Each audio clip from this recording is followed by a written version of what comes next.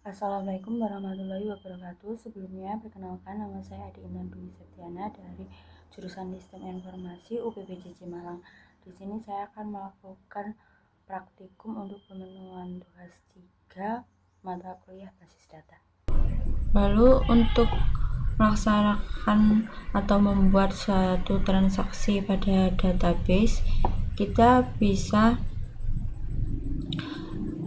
memastikan bahwa tabel sudah bertipe InnoDB supaya transaksi dapat berjalan pada basis data tersebut. Nah, dalam membuat suatu transaksi, kita mengawali perintahnya dengan begin dan diakhiri dengan end. Kemudian disimpan pada store procedure, di mana store procedure adalah objek runtime yang disimpan pada basis data.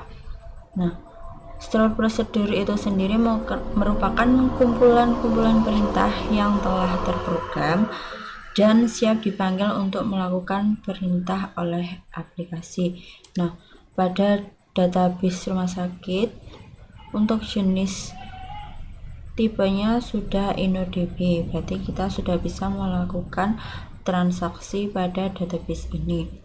Selanjutnya kita akan melakukan perintah transaksi commit, di mana commit adalah sebuah perintah yang menandakan bahwa transaksi telah selesai dilaksanakan dan terjadi perubahan data. Jadi pada perintah commit ini kita bisa merubah isi suatu tabel. Kita akan langsung mulai membuat transaksi untuk perintah commit. Kita bisa membuat runtime-nya terlebih dahulu.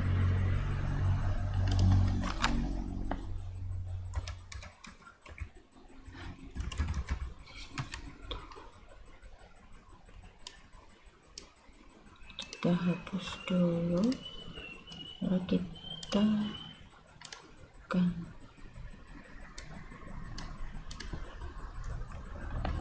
membuat transaksinya. Simpan. Baik, di sini sudah berhasil dibuat transaksi. Kita coba eksekusi, apakah dia berhasil. Nah, untuk memanggil sebuah runtime atau transaksi, kita bisa menggunakan perintah call.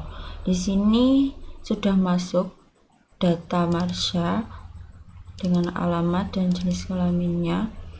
Selanjutnya kita cek di tabel pasien, apakah dia sudah masuk.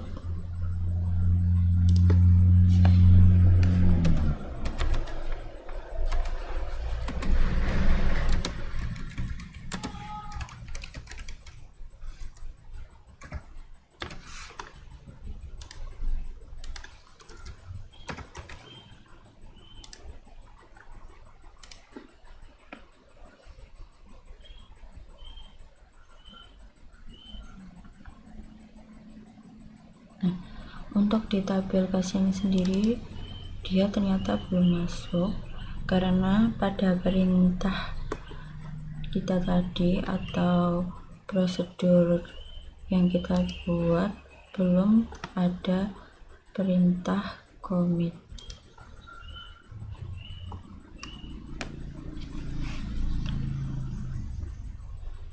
Selanjutnya kita coba menambahkan perintah commit C2.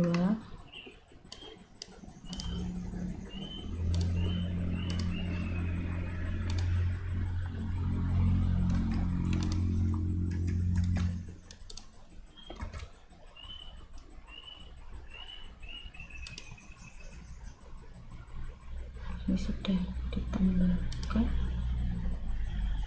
Sini juga sudah ada data Marsha. Kita coba cek pasien.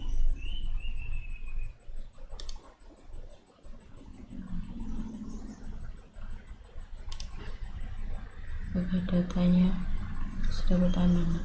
Di tabel pasien sendiri sudah ada data Marsha. Jadi perintah commit tersebut berhasil, di mana data tersebut sudah ada perubahan.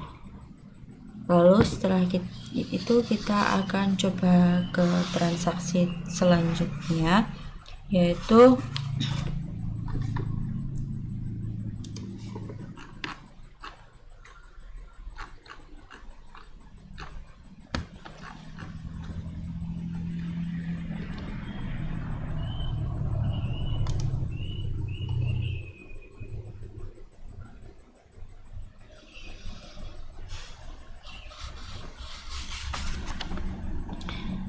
jadi jika sebuah perintah commit tersebut sudah jadi kesimpulannya dari perintah commit tersebut, jika sebuah perintah SQL baik memasukkan, merubah, atau menghapus data yang telah dijalankan namun belum sampai commit, maka perintah tersebut tidak akan merubah isi data tabel seperti pada transaksi 1, karena pada transaksi tersebut tidak ada perintah commit. Kita cek. Nah, di sini tidak ada menjalankan commit. Lalu setelah itu kita akan menjalankan transaksi rollback, di mana digunakan untuk menggugurkan perintah yang sedang berjalan. Jadi perintah yang dijalankan atau yang di rollback itu tidak akan dijalankan. Lalu kita menambahkan runtime terlebih dahulu.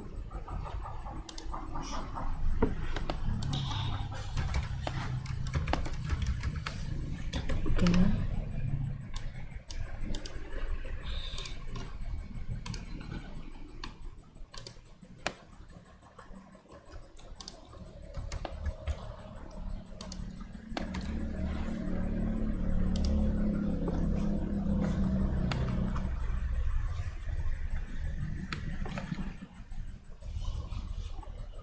Kita coba jalankan.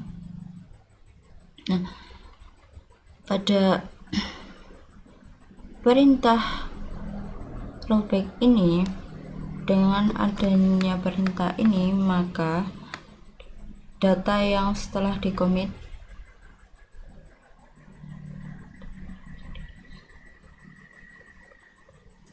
jadi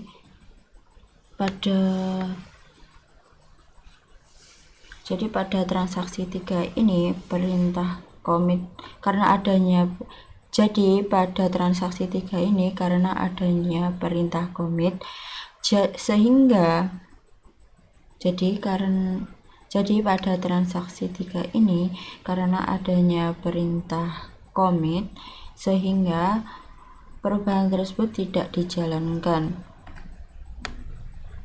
Tapi data tersebut tetap bisa ditampilkan karena ada perintah commit. Kita coba cek. Ini ada rollback. Jadi data pasien dengan ID pasien 3 tidak berubah. Jadi tetap copy dan juga alamatnya jangan mawar nomor 1 kasih. Kita coba bentuk prosedur.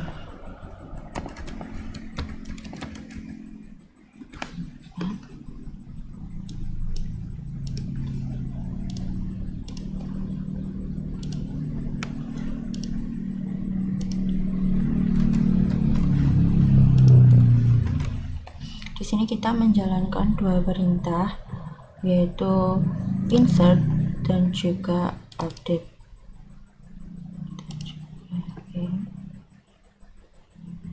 Kita eksekusi.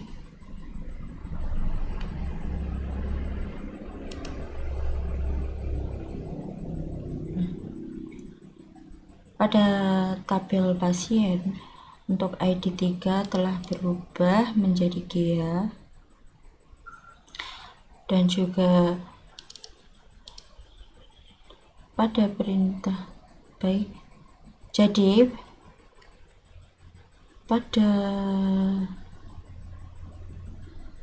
pada transaksi 4 ini perintah untuk update berjalan, tapi perintah untuk insert tidak berjalan, dikarenakan proses commit menggagalkan perintah insert. Jadi rollbacknya berada setelah insert dan update-nya tidak.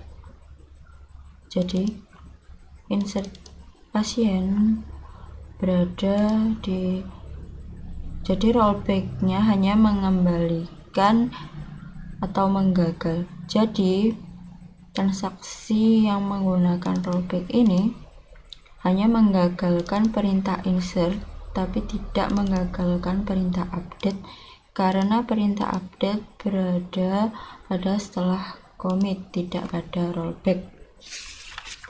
Sehingga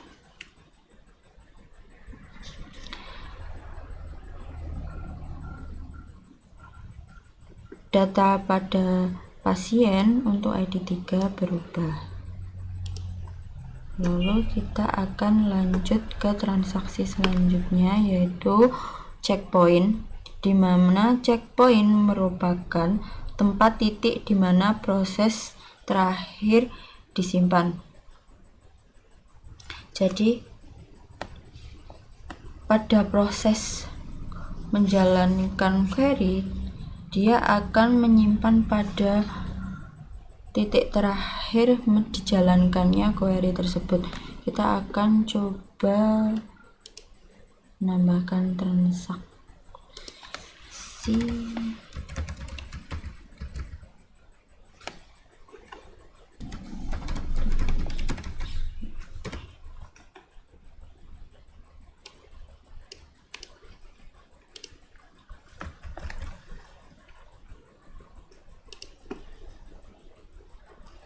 Oke, hasil kita coba jalankan. Nah, tadi kita sudah menginputkan 3 pasien atau 3 perintah, tapi yang dijalankan hanya ID 7 dan 9, sedangkan ID 8 tidak ada karena pada perintah tadi dia menjalankan rollback to save point 1. Jadi save point berguna untuk membatalkan proses tanpa harus mengulanginya dari awal. Oke. Selanjutnya kita akan ke perintah selanjutnya, yaitu menggunakan trigger, yaitu sebuah perintah atau event yang dapat memicu perubahan pada sebuah basis data. Event ini bisa digunakan untuk insert, update, dan juga delete. Nah, untuk perintah ini ditambahkan kunci perintahnya di dalam trigger change, yaitu before dan after. Contoh untuk penggunaan before after yaitu before insert, berarti trigger berjalan sebelum perintah insert dilaksanakan. Lalu untuk after insert, berarti trigger berjalan setelah perintah insert dijalankan. Lalu kita akan membuat trigger.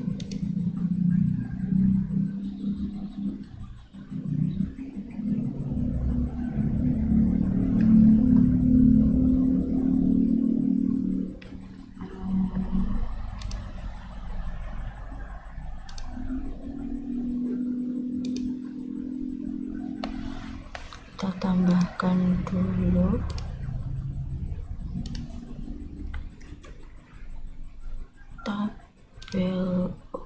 obat dan juga tabel transaksi obat.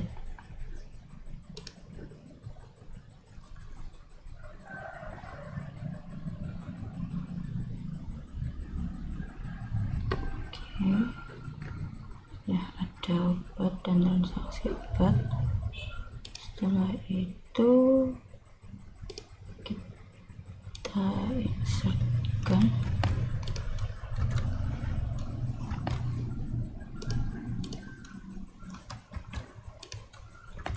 data obatnya.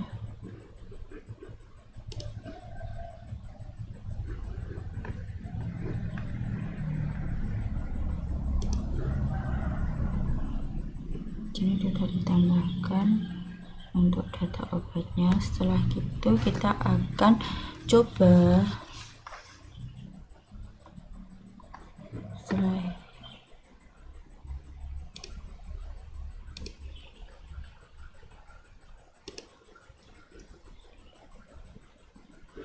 setelah itu kita akan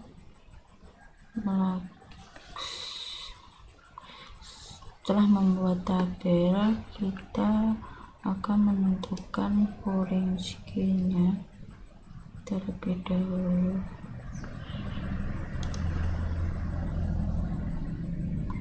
Untuk ID obat itu sebagai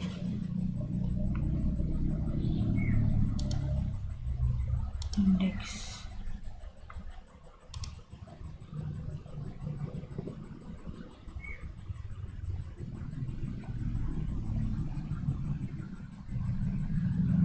Lalu untuk transaksi obat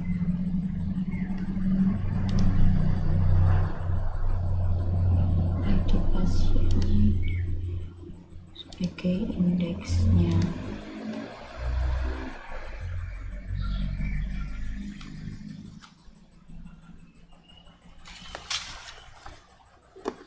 Setelah kita membuat indeks, kita akan menambahkan relasi antar tabelnya.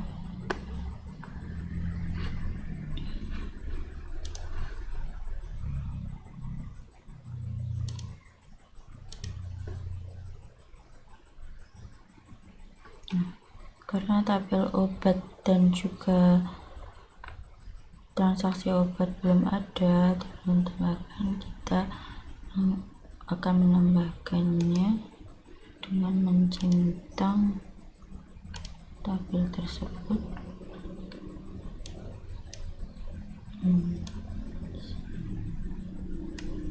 Lalu kita relation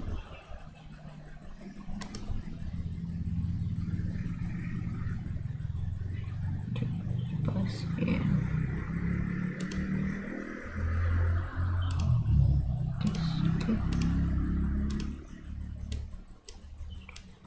kelihatan ya.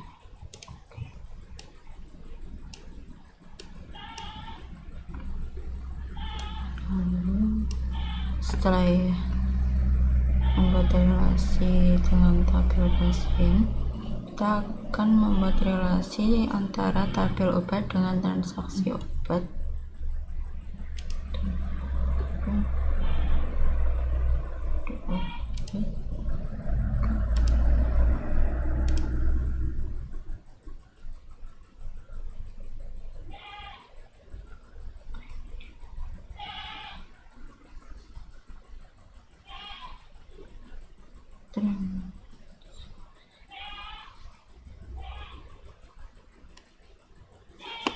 Sebentar.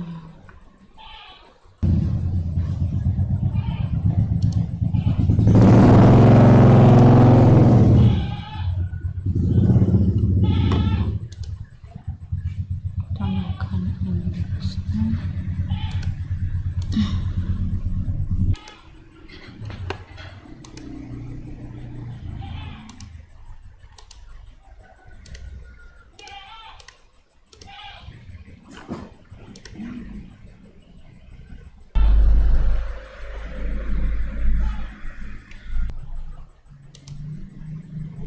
kita buat relasinya, kita simpan. Setelah itu kita akan membuat transaksi trigger.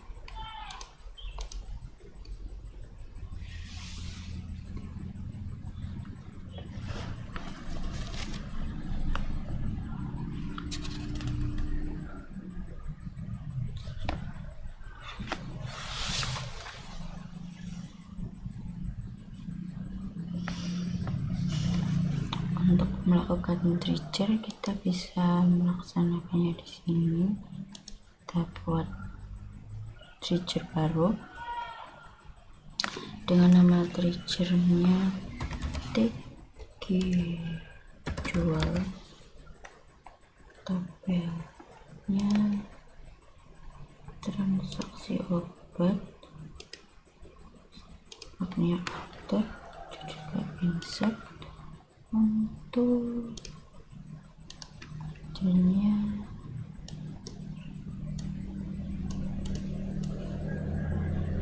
kita isi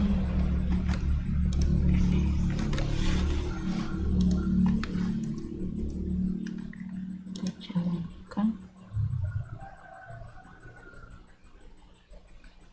Nah, setelah membuat trigger, untuk mencoba menjalankan trigger ini kita harus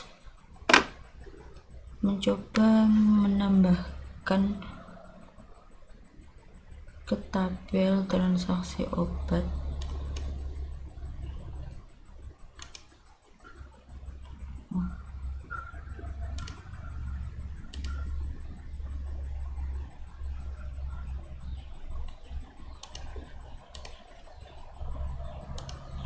Kita coba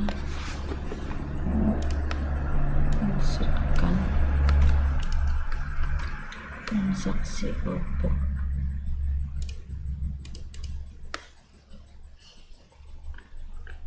Oke, dia berhasil. Lalu kita lakukan pengecekan di tabel obat.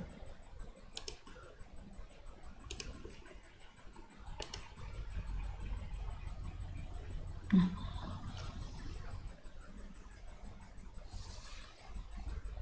pada perintah tadi kita melaksanakan insert ke tabel transaksi, di mana melakukan transaksi obat sebanyak 19 obat.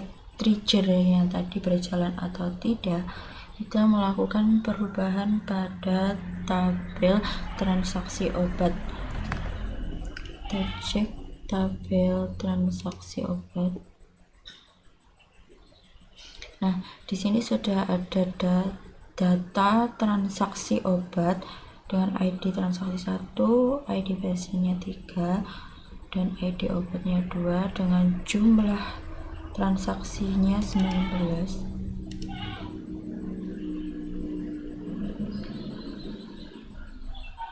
Nah, setelah itu kita cek ke tabel obat.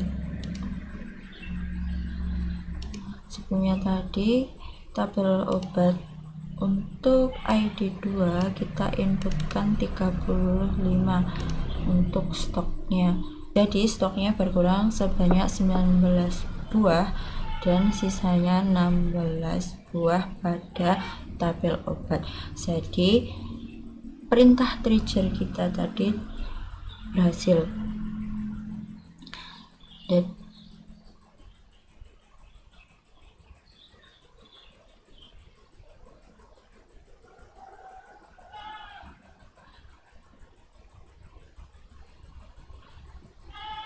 jadi kesimpulan dari trigger adalah jika ada perubahan pada baris bawah tabel di basis data, bisa jadi itu insert, update, atau delete, akan mempengaruhi tabel yang ada pada trigger tadi.